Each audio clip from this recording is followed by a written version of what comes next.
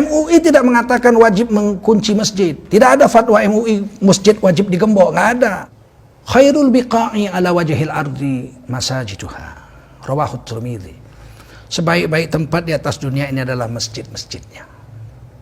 Jadi sebaik-baik tempat di dunia ini adalah masjid.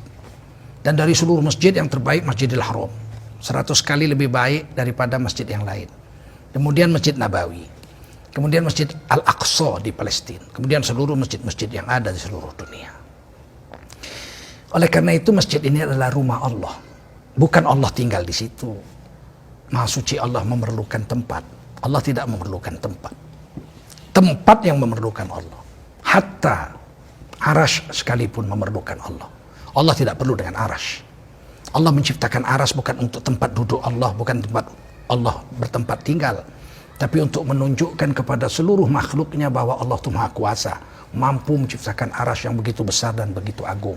Demikian tafsir atau penjelasan dari Sayyidina Ali bin Abi Thalib radhiyallahu anhu tentang Ar-Rahman 'alal arsy istawa. Allah Tuhan yang Maha Pemurah itu istawa di atas arash. Istawa di atas arash bukan bertempat tinggal di atas arash. Kita tidak tahu artinya, kata Ahlus Sunnah wal Jamaah. Sayyidina Ali mengatakan arash untuk membuktikan keagungan Allah, maka Allah ciptakan, bukan untuk tempat tinggalnya Allah atau tempat Allah duduk di situ. Nah, bagaimana dengan masjid? Nabi mengajari juga dalam hadis sahih, masuk masjid langkahkan kaki kanan. Baca doa Allah maftahli abwaaba rahmatik. Ya Allah, bukakan olehmu untukku pintu-pintu rahmatmu. Artinya masjid itu tempat yang penuh dengan rahmat Allah, bukan tempat Allah tinggal di situ. Meskipun dibilang rumah Allah, itu ditakwil artinya menjadi rumah yang penuh dengan rahmat Allah. Keluar masjid, diajari doanya, langkahkan kaki kiri, kata Nabi, baca doa Allahumma inni as'aluka min fadlik. Ya Allah, sesungguhnya aku minta kepadamu rezeki darimu, keutamaan darimu, rezeki, fardun, fadilah, keutamaan, ya. Ulama mengartikan fadlun di situ adalah rezeki. Diambil dari surah Jumat. Fa idza qudiyatis shalah fantashiru fil ardi wabtaghu min fadlillah. Jika kamu telah selesai salat berjemaah di hari Jumat, fantashiru fil ardi, maka boleh kamu kembali bekerja, bersebaran di muka bumi, wabtaghu min fadlillah, mencari karunia atau rezeki dari Allah Subhanahu wa taala. Fadlun, rezeki. Wadhkurullaha katsira, banyaklah kamu berzikir ketika cari rezeki itu. La'allakum tuflihun, mudah-mudahan atau pasti kamu akan menjadi orang yang beruntung dunia akhirat. Kalau tidak ada perintah fantashiru fil ardi, maka haramlah jual beli sampai besok pagi. Sebab ada larangan wadharul bai' ayat sebelumnya. Jadi perintah setelah larangan artinya adalah mencabut larangan. Bukan satu perintah wajib atau perintah sunat untuk cari rezeki itu. Boleh saja, membolehkannya. Hari ini ada satu laporan-laporan kepada kami, bahkan kami sudah mendengar langsung videonya. Satu orang dengan pakaian Pemda berwarna coklat, pakaian dinas, berpidato mengatakan semua masjid-masjid selama COVID-19 wabah coronavirus ini tidak boleh ada kegiatan apapun di masjid. Dikunci itu masjid, pintu-pintunya digembok, begitu kata orang Medan. Loh, ada apa ini? Ini ada apa? Kok benci kali kalian sama masjid? Bawa-bawa lagi ada maklumat Kaforli, sesuai dengan peraturan yang ada, bahkan bawa-bawa fatwa MUI lagi. MUI tidak mengatakan wajib mengunci masjid. Tidak ada fatwa MUI masjid wajib digembok, nggak ada. Selama COVID-19 wabah ini, MUI tidak ada mengeluarkan fatwa masjid-masjid mesti digembok, nggak ada. Jadi jangan memelintir fatwa Majelis Ulama Indonesia ente. Dan laporan-laporan dari kawan-kawan saya, murid-murid saya ada di Bandung, beberapa masjid digembok juga. Masjid tidak boleh digembok. Yang dilarang itu difatwakan oleh MUI itu adalah sholat berjemaah di situ, membuat majelis taklim rame-rame kumpul di situ, bukan menggembok masjid. Disuruh masjid itu tetap harus buka, azan tetap harus ada. Hanya saja azannya itu tidak hayya 'alas shalah, bukan mari sini sholat di sini, tidak, kan nggak boleh. Memang secara peraturan negara dan fatwa MUI jangan sholat berjemaah, tapi azan tetap dibuat. Siapa yang azan? Yang azan dia muadzin. Di mana azannya? Ya di masjid. Dia kan di situ lockdown juga dia, pengurus masjidnya itu. Muazin dan imamnya kan memang tinggal di situ.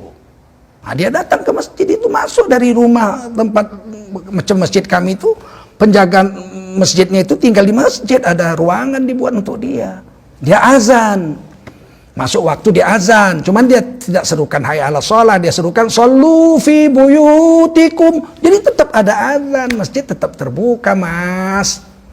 Shollu fi rihalikum, tetap aja. Sholatlah kamu di rumahmu masing-masing, sholat kamu di tempatmu masing-masing. Allahu Akbar, la ilaha illallah, azan tetap azan. Bagaimana kalau gembok masjidnya mau azan bagaimana? Kita menghindarkan diri dari sholat berjamaah bukan berarti masjid digembok. Mudah-mudahan ada kefahaman lah bagi kita ini. Jangan menafsir-nafsirkan fatwa Majelis Ulama Indonesia itu maunya kita sendiri. Anda bukan ahli tafsir fatwa. Anda bukan ulama. Anda pakai dinas, pidato begitu direkam. Kok seperti benci sekali dengan Islam. Oleh karena itu saya Tengku Zulkarnain mengatakan, selama COVID-19 ini, di wilayah-wilayah pandemi COVID-19, di mana yang sudah merebak tanda merah lah katakan, azan tetap dibuat oleh muazin di masjid itu. Azannya shollu fi rihalikum atau shollu fi buyutikum, sholat di rumah masing-masing. Sehingga orang-orang di rumah sholat pada waktunya. As-sholatu ala waktiha, sholat tetap pada waktunya. Karena mendengar azan, mereka berwudu di rumah masing-masing, sholat serentak di rumah masing-masing. Nah kalau menjadi gembok, siapa yang azan? Siapa yang ngasih tahu waktu sudah masuk? Manusia sibuk dengan kelalaian. Jadi sholatnya tetap sama, pada waktu yang sama karena azan ada, cuman di tempat masing-masing. Nah, jangan dilarang orang digembok masjid, bagaimana sih? Tidak ada fatwa Majelis Ulama mengatakan masjid harus digembok selama COVID-19 ini. Pemda juga nggak ada mengatakan masjid harus digembok. Kok Anda jadi aneh sendiri ini, beberapa masjid ini, termasuk yang itu yang pidato di Sulawesi Tengah itu. Siapa Anda bawa-bawa nama MUI? Katanya ada maklumat Kapolri. Saya tidak baca juga maklumat Kapolri mewajibkan digembok tuh masjid-masjid, dikunci-kunci semua masjid. Saya pikir kalau Kapolri mengeluarkan maklumat ini, Kapolri sudah melanggar hak asasi manusia. Syariat Islam boleh berdiri di Indonesia ini, pasal 29 ayat 2. Negara menjamin tiap-tiap warga negara untuk memeluk agama garis miring percayaan dan menjalankan agama garis miring kepercayaannya masing-masing. Menjamin untuk memeluk dan menjalankan agama. Masjid tetap azan. Cuman azannya menurut syariat Islam, shollu fi rihalikum, shollu fi buyutikum, sholat di rumahmu masing-masing, sholat di tempatmu masing-masing.